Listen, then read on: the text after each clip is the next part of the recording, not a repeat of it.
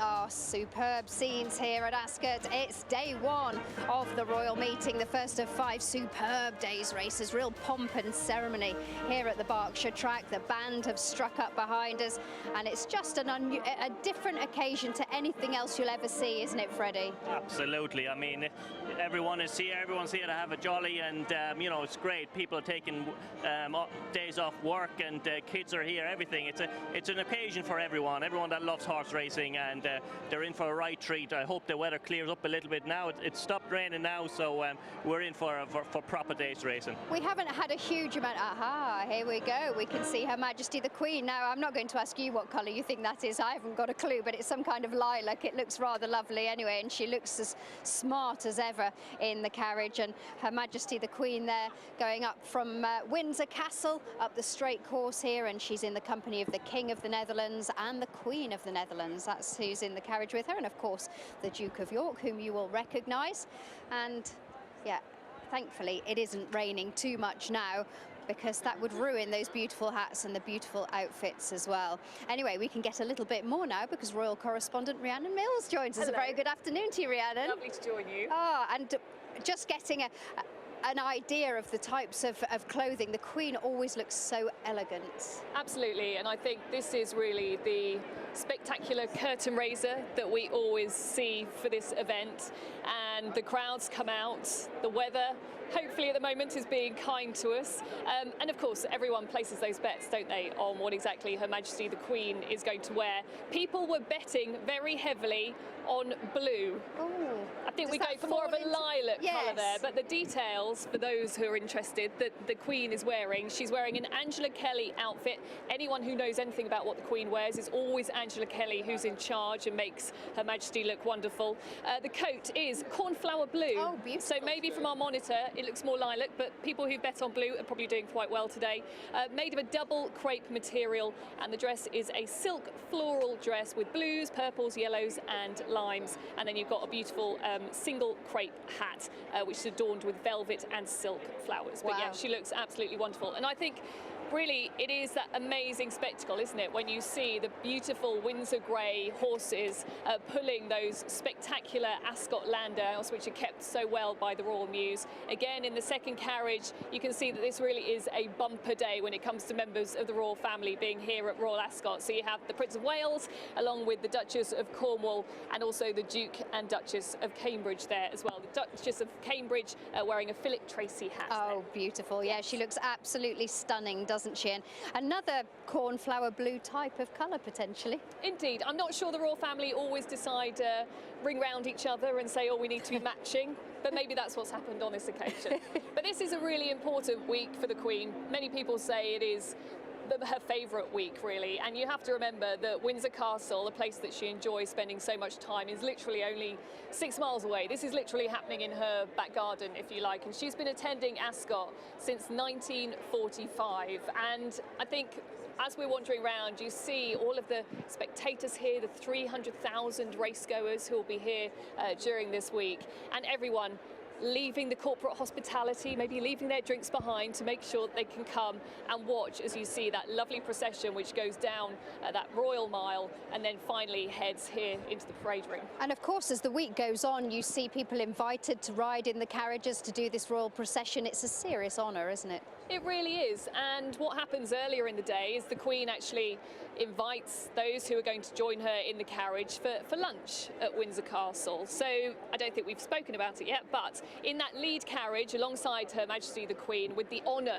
of sitting alongside Her Majesty, you have the King and Queen of the Netherlands, who spent the day with the Queen yesterday at Windsor Castle, where we saw the Garter ceremony, where the King of the Netherlands was installed into that hugely honourable Order of Merit, which, if anyone watched the royal wedding, Harry and Meghan's wedding, St George's Chapel, within the area where they got married, you see the spectacular flags, and the Garter Knights are really remembered there, and that event happened yesterday, so just a stone's throw away from there. And then you can see in that final carriage, you have the third carriage, you've got Princess Anne, who of course we know is very fond of her horses after competing in the Olympics back in the 1970s. You've also got the Earl and Countess of Wessex, Countess of Wessex, I have to say, always looks absolutely wonderful. She always has her fashion choices right on point. And also, it has to be said that Sophie is a real favourite of the Queen as well, because of their love of horses, but also their shared interest in history as well.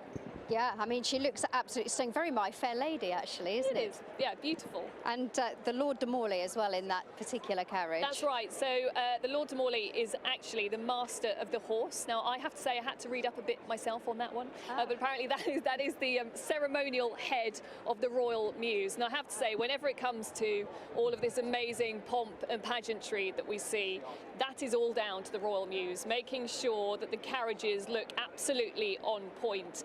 And also, certainly in the run-up to the Duke and Duchess of Sussex's wedding, Harry and Meghan's wedding, we were talking a lot about the Windsor Greys that always look wonderful, but also the amazing training that they have to go through when it comes to this kind of ceremonial event. Yes, here things are a bit more quieter. It's certainly not like the events that they would see in the centre of London, or for example when they took Harry and Meghan on that carriage procession right through the centre of Windsor. But the horses have to go through a huge amount of training to make sure that they stay calm under pressure. They start their training from about 4 years old and then work them up until about the age of 15. But yeah, don't they look wonderful? They certainly do. And then the final carriage as well coming up here now. We have got sisters, Princess Beatrice and Princess Eugenie of York. You have, so you've got the Queen's granddaughters in there. You've also got the Right Honourable Edward Young, who is the Queen's private secretary.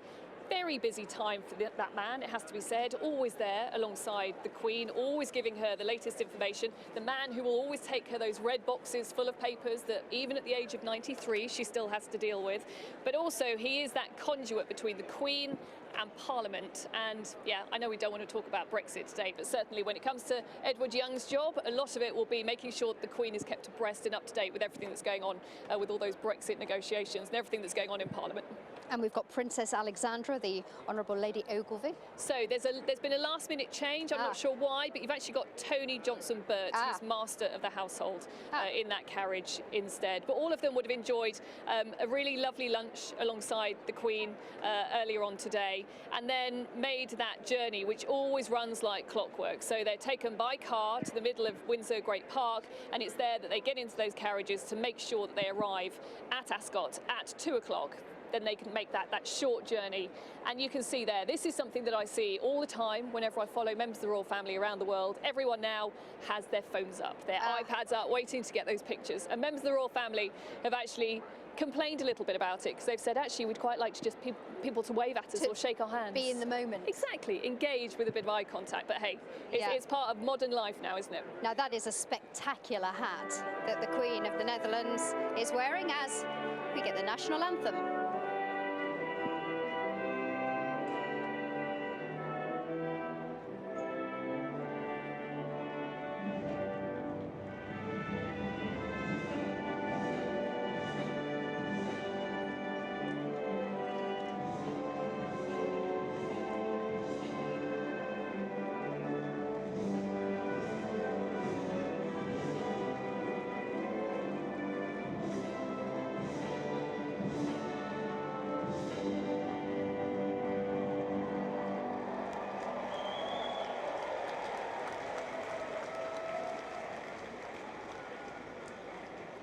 Yeah, beautiful.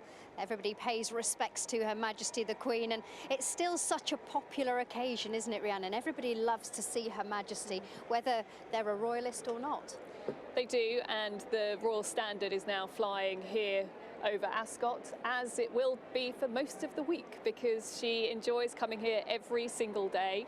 And I think most of that is because she is often among friends. I'm sure we will see a great deal of John Warren this week, who is her racing manager, who's known her for over 30 years now, and has often talked about the Queen and how hands-on she is when it comes to her own horses. I myself have been to the Sandringham stud, where they've often talked about Her Majesty and the fact that she regularly will make visits there with her little headscarf on, all bundled up in her coat, just to see how her horses are getting on, but never tries to push too much, always knows that she has the right experts in place to make sure that the horses are being looked after just so, and being trained and brought along in the right way. And you'll hear a huge round of applause very shortly because Her Majesty the Queen about to enter the paddock area. We're right by where she will come in, and 23 winners at Royal Ascot for Her Majesty the Queen. The first back in 1953, that was Choir Boy, and her last 3 years ago with Dartmouth. So a great deal of success on the track as well. And I think we all remember, don't we, in 2013 when she made history, when her horse Estimate won the Gold Cup, making her the first reigning monarch to win that prestigious prize.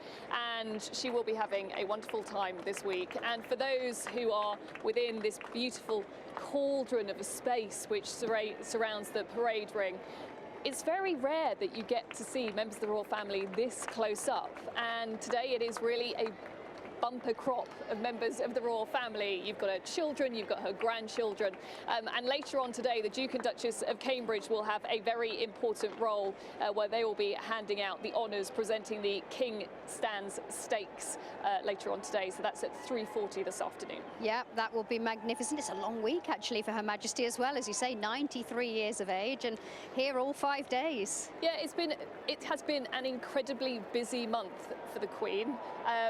Don't forget, we had the Donald Trump state visit where she was there front and centre hosting the President of the United States, and also the D-Day commemorations where she gave this incredible speech talking about the resilience of her generation. And yet I think it still amazes people that at 93 years old, she, for many, continues to be this symbol of stability and continuity, especially in difficult political times that we face at the moment. And that is why so many people come out. They want their pictures, they want to see the Queen for themselves, but also to see her son, the Prince of Wales, here as well. He's also had an incredibly busy time as well, being there deputising for the Queen and supporting her as well. Absolutely, and still rides. You know, and enjoys her horse riding. She does, and yeah, just 6 miles away here near Windsor Castle, she's frequently seen out on her fell pony, which some people, for me, it is amazing to see a lady who is in her 90s, but also the Duke of Edinburgh as well, who now sadly doesn't come to events like this. He stepped back from his public duties back in 2017. To be honest, I think he's having a very nice time, often spending time in Norfolk, spending lots of time reading and enjoying his retirement, which he rightfully deserves. But again, he is a great fan of carriage driving, and of course, Windsor Horse Show that we see in May every year happens just a short distance away from here. And again, is another moment when you see the Queen really come to life. And that's why often so many photographers will come to this event, yes, to see the spectacular hats, the spectacular outfits, but also to get those wonderful pictures of the Queen so animated there alongside John Warren, her race manager. Really her face lights up. Always her glasses on, always looking closely at her race card, and then, yeah, hopefully celebrating maybe some wins this week. Well, let's hope so. It's magnificent. She pays such close attention to the breeding of her thoroughbreds as well, Freddie, and has bred and owned some very, very nice horses over the years. Estimate, of course, springs to mind. Yeah, obviously quality horses have been bred in the past. Estimate was an absolute tremendous win here. I think the whole house, was clapping, and yeah, she set some very good horses, and it's always a real honour to wear her colours. I was lucky enough to have a winner for her back in the day at Yarmouth, and yeah, the pictures on the wall, I bet it is. I bet it is magnificent, and everyone looking incredibly elegant. And yeah, the crowds have flocked. Who do you think we might see later in the week? Do you think there's a chance that Harry and Meghan might make an appearance, Rhiannon? So I suspect Prince Harry will definitely be here. Of course, he lives very nearby at Frogmore Cottage, which is on the Windsor estate. I'm not sure whether or not we'll see Meghan. She didn't turn out for the Donald Trump state visit. Probably because he's not necessarily a man that she likes terribly much. But she was seen at Trooping the Colour a couple of weekends ago. And this is seen as quite a nice family moment. So we'll wait and see whether or not we see her later in the week. But today I'm absolutely surprised really to see so many members of the royal family here on this opening day. But isn't it lovely to see the Queen there? She knows where she's going. She wants to get to that royal box, and she wants the racing to get underway. Yeah.